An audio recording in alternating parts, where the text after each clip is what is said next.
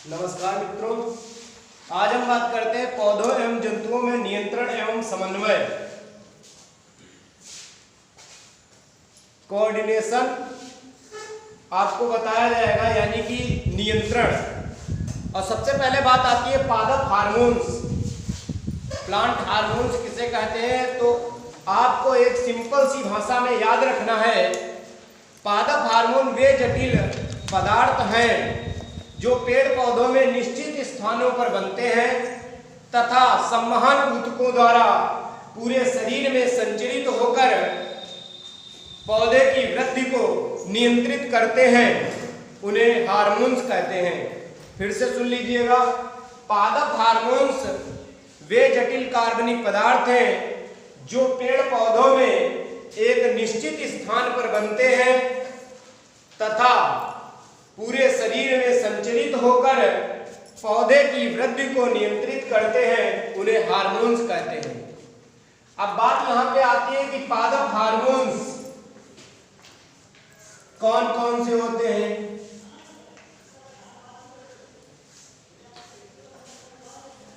पादप हार्मोन्स अर्थात plant hormones किसे कहते हैं,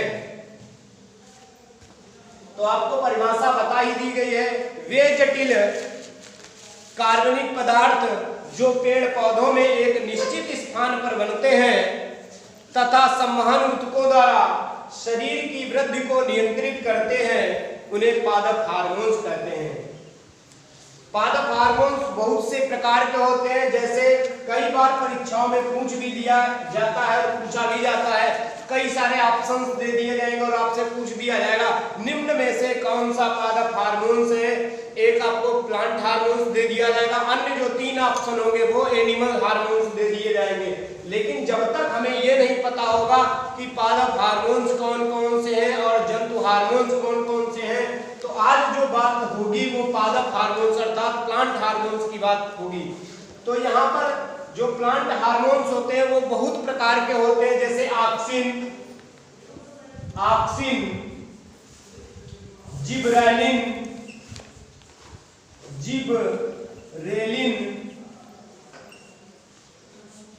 साइटोकाइनिन,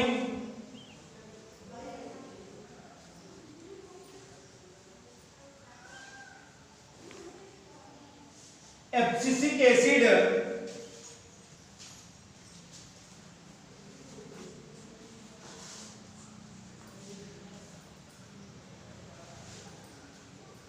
एथिलीन।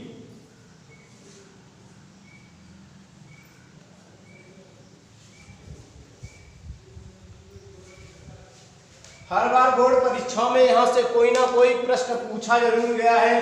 प्रश्न ऐसे आपको दे दिया जाएगा, किन्हीं 3 पादप हार्मोन्स के नाम लिखो, तो आप लिख देना है कोई भी auxin, gibberellin, cytokinin, abscisic acid, ethylene में से किसी भी 3 का नाम लिख देना है। या प्रश्न आपसे ऐसे भी पूछा जा सकता है कि कोई एक पादप हार्मोन्स का नाम लिखो तथा उनके कार्यों का उल्लेख कीजिए। तो आपको सदा याद रखना है जो पादप हार्मोन्स हैं auxin, gibberellin, cytokinin, abscisic acid और एथिलीन, इनके अपने अपने फंक्शंस होते हैं या कार्य होते हैं।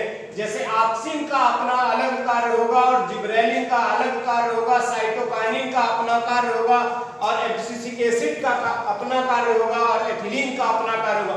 तो सीधी सी बात है, जो भी हार्मोन्स होते हैं उनका अपना एक ना एक निश्चित कार्य होता है, वो उस कार्य को कंप्लीट करते हैं। तो यहाँ पे सबसे पहले बात आती है ऑक्सिन्स की। तो आपको पता होना चाहिए पादप हार्मोन्स में ये सबसे अधिक महत्वपूर्ण ऑक्सिन होता है, यानी कि ऑक्सिन जो हार्मोन है ये पौधे के लिए सबसे महत्वपूर्ण हार्मोन्स होता है। अर्थात जो ऑक्सिन हार्मोन है वो पौधे के लिए अति महत्वपूर्ण होता है। जो पौधे के ऊपरी सिरों पर, जो पौधे का ऊपरी सिरा होता है वहां पर ये बनते हैं और इनका जो मेन कार्य होता है, बहुत से इनके कार्य होते हैं, जैसे कि ये पौधों की प्रकाशानुवर्ती या वृत्तानुवर्ती क्रियाओं को नियंत्रित करते हैं। उसके बाद में पार्श्वकलिकाओं की वृद्धि को ये रोकते हैं। अगर कोई भी कलम लगाई जाती है, कलम लगाने का मतलब है जैसे हम लोग क्या करते हैं, गुलाब वगैरह जो भी वृक्ष हैं, पेड़ हैं छोटे छोटे, उनकी क्या करते हैं, कलम को लगाते हैं। तो कलम जब हम लगाते हैं, जो भूमि में लगाते हैं, उस पे थोड़ा सा ऑक्सीजन लगा देते हैं, जिसके कारण उनमें जड़ें जल्दी निकल आती हैं। तो ये बात समझ गए यहाँ तक। अब हम आगे चलते हैं। और बहुत ही महत्वपूर्ण एक इससे प्रश्न पूछा जाता है प्रतियोगी परीक्षाओं में कि बीज रहित फलों का निर्माण करने के लिए किसका प्रयोग किया जाता है। बीज रहित फलों का निर्माण करने के लिए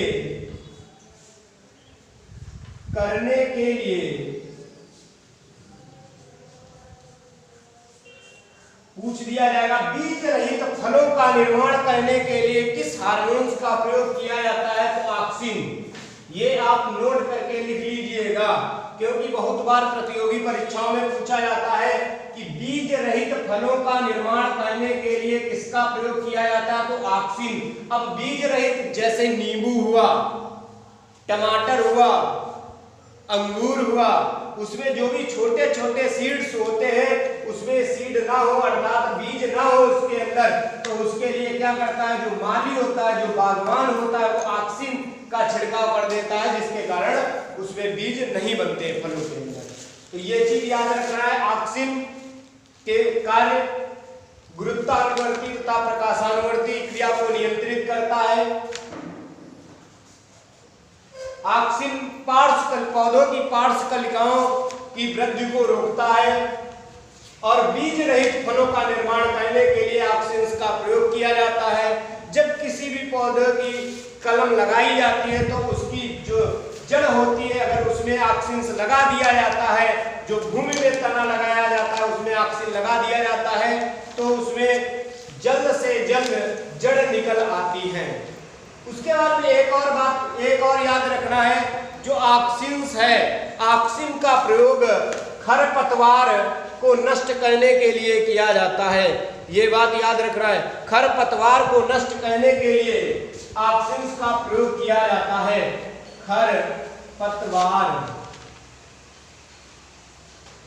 खरपतवार को नष्ट करने के लिए ऑक्सिन का प्रयोग किया जाता है और बीज रहित फलों का निर्माण करने के लिए किया जाता है। ये सारी बातें ऑक्सिन के बारे में हो गई, यानी कि ऑक्सिन के कार्य आप लोगों को पता हो गए। अब बात आती है कि जिब्रेलिन। जो जिब्रेलिन है, जिब्रेलिन की खोज सर्वप्रथम याबुता तथा हयासी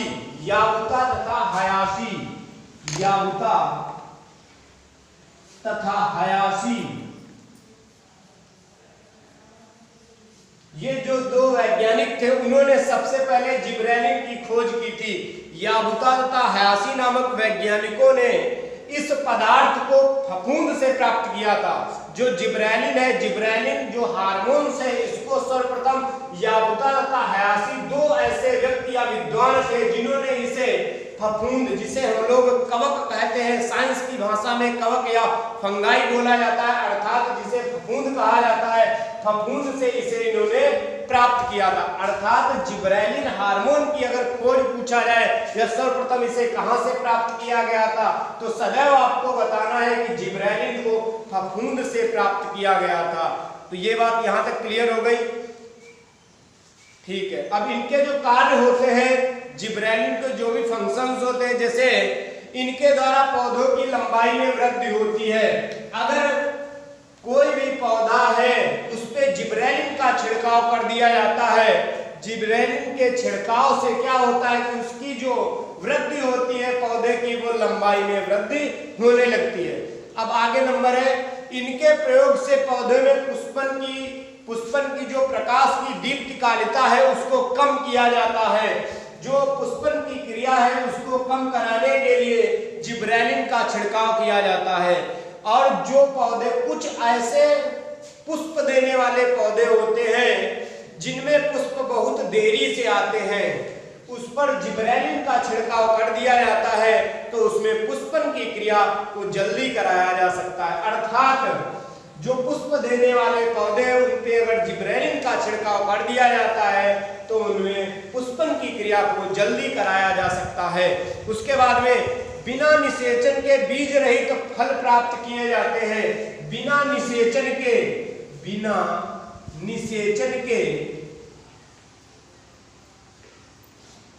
बीज रहित फल, बीज रहित फल।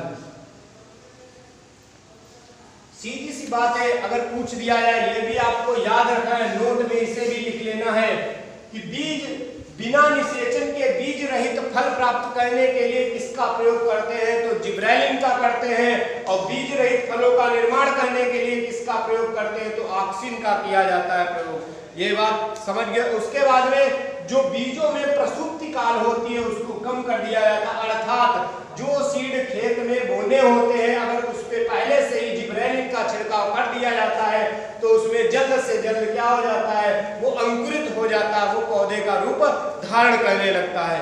उसके बाद में बात आती है कि साइटोकाइनिन, ऑक्सिन हो गया, जिब्रेलिन हो गया, अब बात आती है साइटोकाइनिन। जो साइटोकाइनिन है इसे सर्वप्रथम यीस्ट से प्राप्त किया गया था, यीस्ट से प्राप्त किया गया था। अगर साइटोकाइनिन आपसे परीक्षा में अगर पूछ दिया जाए कि साइटोकाइनिन जो हार्मोन्स है या साइटोकाइनिन जो पादप हार्मोन है उसे सर्वप्रथम किसके द्वारा प्राप्त किया गया था, तो आपको बताना पड़ेगा यीस्ट के द्वारा सर्वप्रथम इसे प्राप्त किया गया। यीस्ट के द्वारा इसे प्राप्त किया गया था साइटोकाइनिन को। अब इसके जो कार्य होते हैं वो बहुत से कार्य हैं, जैसे नंबर 1 में आपको याद रखना है, जो कोशिका विभाजन की गति होती है उसको ये और तेज कर देता है। यानी कि एक कोशिका से बहुत सी कोशिकाओं का निर्माण करने के लिए साइटोकाइनिन का छिड़काव कर दिया जाता है, जिसके कारण क्या होती है कि कोशिकाओं में बहुत तेजी से वृद्धि हो जाती है। अगला है पौधों के अंगों के निर्माण को नियंत्रित करना। जो पौधे हैं, पौधे को नियंत्रित करने के लिए अर्थात उनके अंगों के निर्माण को कंट्रोल में लाने के लिए साइटोकाइनिन का प्रयोग किया जाता है।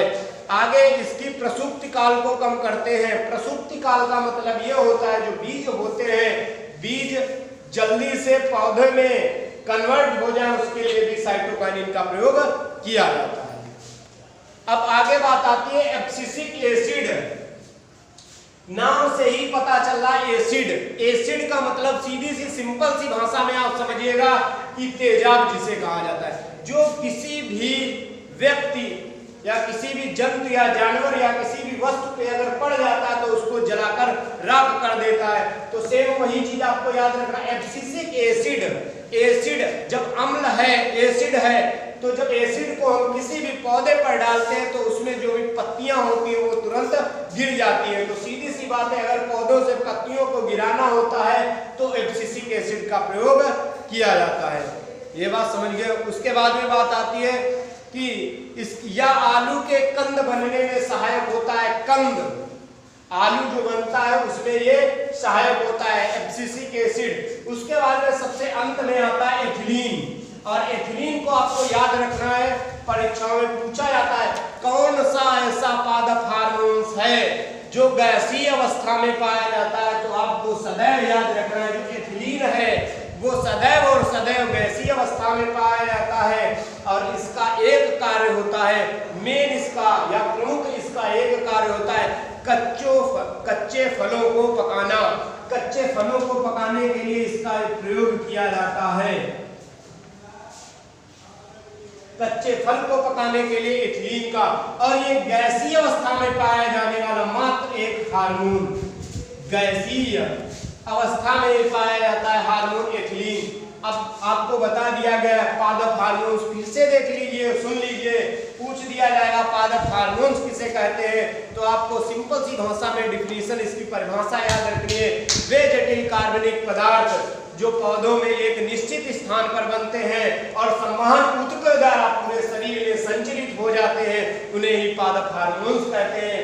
कौन कौन से पादप हार्मोन है? Auxin, gibberellin, cytokinin, abscisic acid और एथिलीन। ऑक्सिन में आपको सबसे इंपॉर्टेंट चीज ये याद रखनी है कि बीज रहित फलों का निर्माण करने के लिए किसका प्रयोग किया जाता है? तो ऑक्सिन का किया जाता है। और बिना निषेचन के बीज रहित फलों का निर्माण किसके द्वारा किया जाता है? तो जिब्रेलिन के किया जाता है।